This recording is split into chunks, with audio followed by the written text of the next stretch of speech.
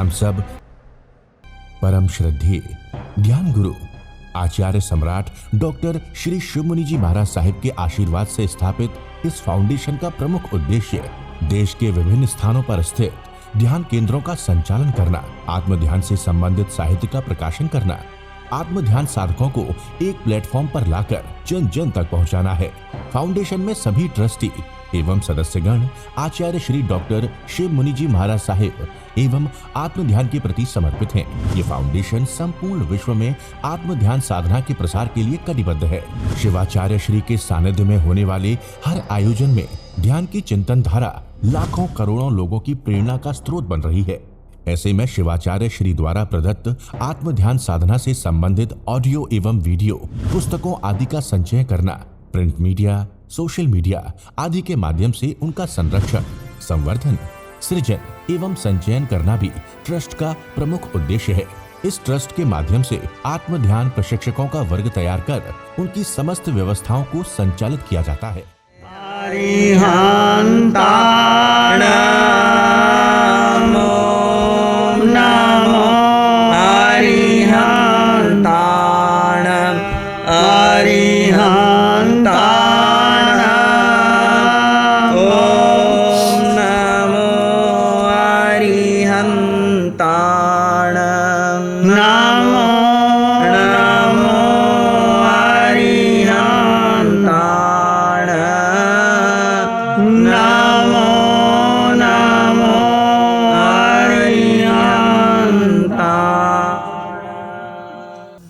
अरिहंत परमात्मा महाविधि क्षेत्र में विराजमान, जिनकी अनंत अनंत कृपा हम सब पर बरस रही है, उस परमपिता परमात्मा देवादिदेव क्षमा शर्मा त्रिलोकीनाथ तीनों लोगों को एक साथ जानते और देखते हैं।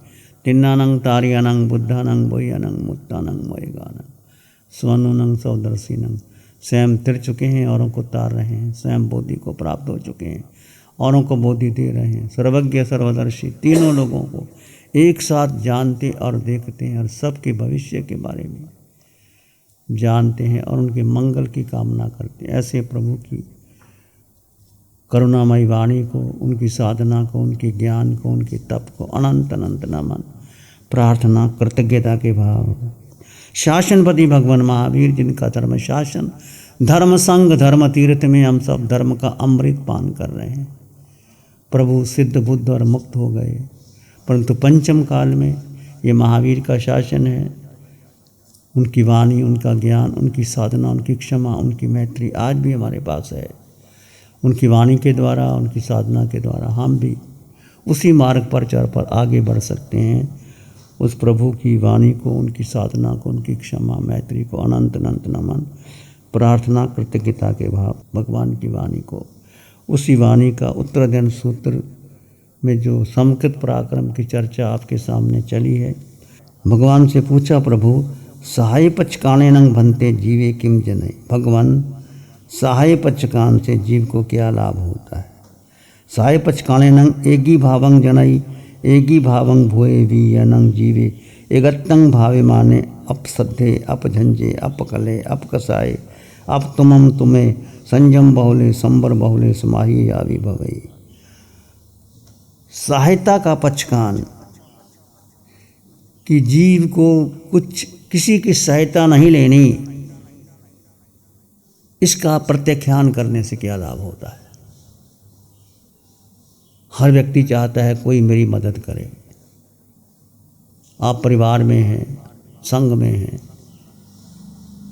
और भगवान की वाणी भी कहती है, जैन धर्म का प्रसिद्ध सूत्र है, परस्पर उपग्रह जीवानाम। जीवन एक दूसरे के सहयोग से चलता है। सहयोग संसार का श्रेष्ठतम भाव है, परंतु ये श्रेष्ठतम भाव यदि आप संसार से पार होना चाहते हो, यदि आपने अपने जीवन का लक्ष्य चुन लिया है कि मुझे सिद्ध गति में जाना है, मुझे मोक्ष प्राप्त करना है, तो ये भाव भी छोड़ना होगा कि मुझे किसी की सहायता नहीं लेनी। यदि आप सहायता नहीं लेते तो क्या होता है, एकत्व भाव का पोषण होता है। एकत्व भाव कि मैं अकेला था, अकेला हूँ, अकेला ही रहूँगा, इसका पोषण होता है। और यदि आप सहायता लेते हैं तो फिर क्या कभी क्लेश होता है, तू की बातें होती है, कभी वाणी के द्वारा कुछ बोला जाता है, परिवार में संघ में संघर्ष क्यों होता है? उसने कुछ कहा, मैंने कुछ कहा, उसने कुछ कहा, उसने कुछ कहा, वाणी का संघर्ष, फिर हाथों पाँव पर बात आ जाती है, फिर मन में, फिर वाणी में, फिर बुद्धि में, फिर इंद्रियों में संघर्ष चलता है। यदि किसी व्यक्ति ने आपको सहायता नहीं दी तो क्या होता है, और सहायता दे दी तो क्या होता है? कभी सोचा है आपने इसके बारे में? क्या ज़रूरी है आपकी सहायता करें? माँ बच्चे का पालन पोषण करती है, सब कुछ करती है, और एक बार माँ भूल जाए, उसको दूध पिलाना भूल जाए या करना ना दे, तो बच्चे को कितना गुस्सा आ जाता है, तूने मेरा ध्यान नहीं रखा, तूने ये नहीं किया, वो नहीं किया। तो क्या ज़रूरी है कि हमें सहायता में जीवन जीना है कि सहायता से अलग होकर जीवन जीना है? बोलो, आपका क्या विचार है? क्या हमें किसी की सहायता की ज़रूरत है या सहायता के बिना भी जीवन चल सकता है? क्या आपने संकल्प किया कि मुझे कुछ नहीं चाहिए, मैं अकेला रह सकता हूँ? मेरे जीवन में, आपके जीवन में ऐसा बात नहीं आती कि मुझे कुछ चाहिए नहीं। भगवान बार बार कहते हैं जीव अकेला था, अकेला है, अकेला रहेगा। पूरे ब्रह्मांड में तीनों लोगों के तुम्हारा बताओ है कौन? बोलो, जीव के सिवाय एक जीव दूसरे जीव को सहायता दे सकता है क्या? आपका जीव और दूसरे का जीव कोई सहायता कर सकता है? क्या कर सकता है? और पुद्गल, एक पुद्गल, पुद्गल का मतलब समझते हैं आप? पुद्गल तो बहुत बार बार बार भगवान, पुद्गल का मतलब मैटर, संसार, शरीर पुद्गल है, अनंत पुद्गलों से बना है शरीर। और जो कुछ तुमने इकट्ठा किया है, हीरे जवाहरात, पुट्टी, बंगला, गाड़ी, मित्र, साथी, संबंधी जो बनाए, रिश्ते नाते बनाए, ये मेरा, ये तेरा, ये सब पुद्गल है। ये सब नष्ट होने वाले। जिसका आकार है वो पुद्गल है, बस ये मान लो। जिसका आकार है, तुम्हारे पास बंगला है उसका आकार है, तुम्हारे शरीर का आकार है, तुम्हारे हीरे जवाहरात का आकार है, तुम्हारा कोठी, बंगला, टीवी सेट जो तुमने बनाया है उसका आकार है। जिसका आकार है वो नष्ट होगा। उस आकार में एक निराकार तत्व है, आत्मा। आत्मा को किसकी जरूरत है सहायता की? बोलो। इसका मतलब अभी आपने आत्मा के बारे में सुना है, समझा है, ध्यान शिविर किए, परंतु क्या बात नहीं आती, मैं आत्मा अकेला, मुझे क्या चाहिए? यदि मान लीजिए रोग भी आ गया, मान लीजिए रोग आ गया, और यदि आपके कर्मों में ठीक होना होगा तो कोई बाहर का व्यक्ति भी आके आपकी सहायता कर देगा, और नहीं आना होगा तो जो होगा आपके कर्मों की नजरा हो जाएगी। सबसे अधिक नजरा कब होती है? जब व्यक्ति प्रतिकूल परिस्थिति में होता है। ऐसा भयंकर रोग आ गया और उस समय आप, मुझे कुछ नहीं चाहिए, अंतर मन से कहते हैं कि मुझे कुछ नहीं चाहिए, और उस समय कितने कर्मों की नजरा होती है? बोलो, कितने कर्मों की नजरा? एक रोग आपको सिद्ध गति तक ले जा सकता है। एक रोग, ऐसा मत सोचो क्या करें, बेटा साथ ही नहीं देता, उसको इतना कुछ दिया, अभी बेटा आया ही नहीं, बहू ने सेवा ही नहीं करी। मान लीजिए जैसे तुम जंगल में चले गए, कोई तुम्हारे साथ नहीं है, ठोकर लगी, जंगल में अकेले पड़े हो, तो क्या करोगे? किसको याद करोगे? कौन बेटा, कौन धन? धन तिजोरी में पड़ा हुआ है। कल्पना करो, कभी सोचो, कभी अकेले जंगल में पड़े, क्या जंगल में अकेला हिरन नहीं होता? कौन साथ देता उसको? बेचारे को रोग आ जाता है। मिर्गा पुत्र के माता पिता ने कहा, बेटे तो इतना सुकुमार, राजकुमार, रानियाँ तेरे साथ में, और उनके जो महल थे ना, फर्श हीरे जवाहरात के थे, राजा था और रानियों में रहता था, और देखो झरोखे में बैठा बैठा एक मुनि को देखा। मुनि को देखते देखते चिंतन प्रगाढ़ हो गया, ऐसा रूप तो मैंने देखा। कर्म का क्षय टूटा, ज्ञान हो गया, अवधि ज्ञान हो गया, जाति समण ज्ञान हो गया।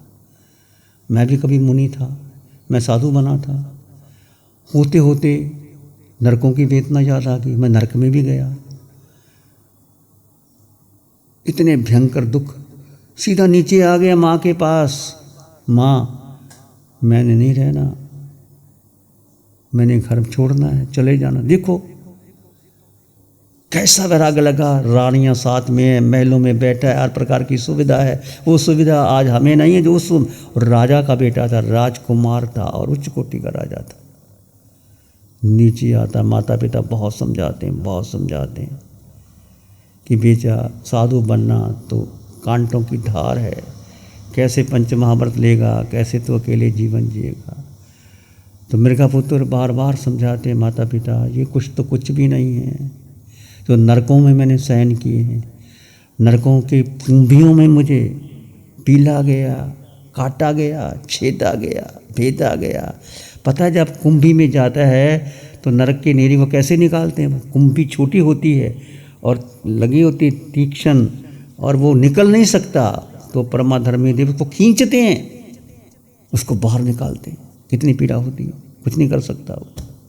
कहते माँ, मैं नरकों की वेदना सहन की है, नरकों में छेदा गया, भेदा गया, काटा गया, आरे की तरह चीरा गया, जल नहीं मिला, बैतरनी नदी में गया। माँ ये कष्ट तो कुछ भी नहीं। बहुत समझाया माँ। फिर कहती माँ, उस समय तो इलाज नहीं होते थे कि तुम जब रोग आ जाएगा तो कौन रक्षा करेगा तेरे। आज तो रोग आते हैं, आप हमारे पास डॉक्टर भी लेके आते हो, पंचम काल है, इतनी सुविधा है हमारे पास। जो सुविधा तुम्हें नहीं मिलती वो हमें मिलती है। ये महावीर का बाना है, हमारा कुछ नहीं है, ये बाना है महावीर का। जो आप भोजन नहीं करते वो भोजन हमको देते हो, जिस मकान में आप नहीं रहते वो मकान हमको देते हो। ध्यान करेंगे, आंखें बंद, मन वचन काया शांत, शरीर शांत, विचार शांत, सृष्टि शांत, वातावरण शांत, हर दिशा हर किनारा शांत शांत शांत। सिर के सिरे से पांव के अंगूठे तक अपने भीतर शुद्ध चेतना का एहसास कीजिए। तुम केवल केवल केवल आत्मा, जड़ और जीव का भेद कर दीजिए।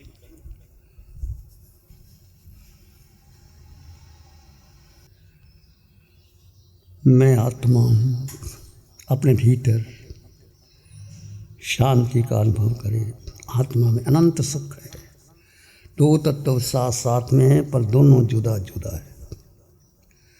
मैं जीवात्मा, मेरे पास मेरे अलावा मेरा अपना कुछ भी नहीं। पूरे ब्रह्मांड में मेरा अस्तित्व है। मैं अकेला,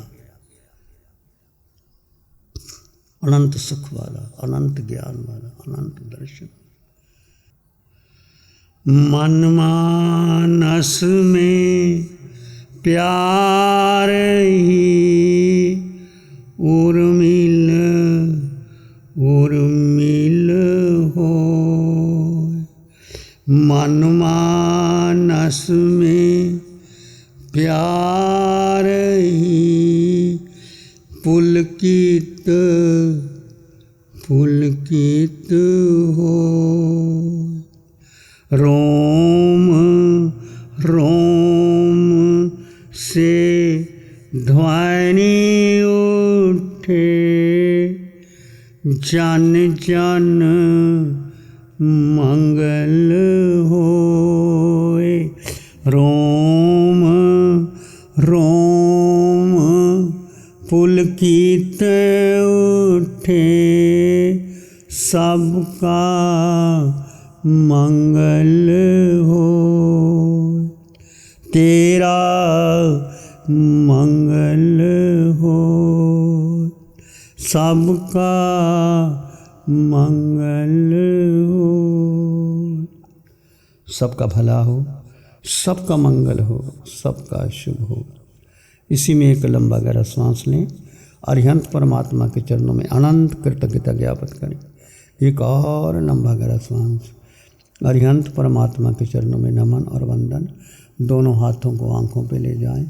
हल्का सा स्पर्श, धीरे से आंखें खोल सकते हैं। नमो अरिहंतानंग, नमो सिद्धानंग, नमो आयरियानंग, नमो वज्रायनंग, नमो लोहे सब सावना।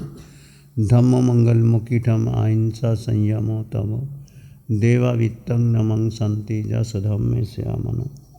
श्री चत्तारी मंगलम, अरहंता मंगलम, सिद्धा मंगलम, साहु मंगलम, केवली पानत्तो धम्मो मंगलम। चत्तारी लोग उत्तम, अरहंता लोग उत्तम, सिद्धा लोग उत्तम, साहु लोग उत्तम, केवली पानत्तो धम्मो लोग उत्तम। चत्तारी शरणं पवज्जामि, अरहंते शरणं पवज्जामि, सिद्धे शरणं पवज्जामि, साहु शरणं पवज्जामि, केवली पानत्तं धम्मं शरणं पवज्जामि। चारे शरण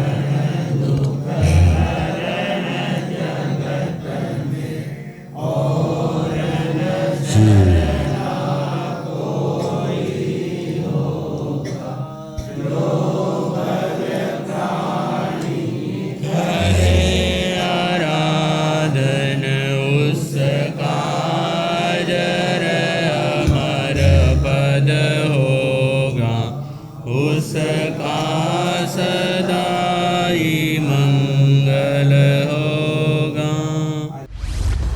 लग्जरी, कंफर्ट, शानदार view, park inn by Radisson hotel. अपनेपन का एहसास, यहाँ बिताया हर पल आपके लिए होगा खास। यहाँ के अमेजिंग रूम्स, बैंक्वेट हॉल, तमाम प्रकार के प्योर वेज जैन फूड। जिंदा दिल लोगों के खूबसूरत शहर सूरत में रेडिसन ग्रुप की स्टार रेटेड लग्जूरियस होटलों में सबसे अग्रणी है park inn by Radisson hotel. एक बार अवश्य विजिट करें। सूरत अडाजन में park inn by Radisson hotel. Project by Sumeru group, Shri Babulal Mandot, Surat. गुरु हमको ऐसी कृपा दृष्टि दे।